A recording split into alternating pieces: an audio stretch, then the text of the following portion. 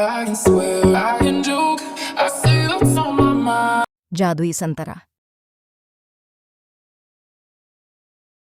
एक समय की बात है, एक गांव में सोनू नाम का एक छोटा सा लड़का रहता था। उसे घूमने फिरने का और नई चीजें जानने का बड़ा शौक था। एक दिन जब वह जंगल में घूम रहा था तो उसे एक संतरे का जादुई पेड़ दिखाई देता है। वह पेड़ बाकी पेड़ों से बिल्कुल अलग दिख रहा था। जब सोनू एक संतरे को छकता है तो उसे अपने अंदर भरपूर ऊर्जा महसूस होती है और उसका दिमाग पहले से बहुत तेज हो जाता है। सोनू उस जादुई संतरे का इस्तेमाल अपने खुद के फायदे के लिए करने लगा। उसे हर चीज पहले ही पता चल जाता और हर कठिन से कठिन प्रश्नों को हल कर लेता था। दूर दूर से लोग उसकी इस प्रतिभा को देखने आते थे। जैसे जैसे समय बीतता गया, सोनू की शक्तियां कम होती गईं। पेड़ पर संतरों की चमक भी कम हो रही थी और धीरे धीरे उनकी भी शक्तियां खत्म होने लगी थीं। जल्दी ही सोनू को यह एहसास होता है कि वह अपनी खुद की प्रतिभा को नजरअंदाज करते हुए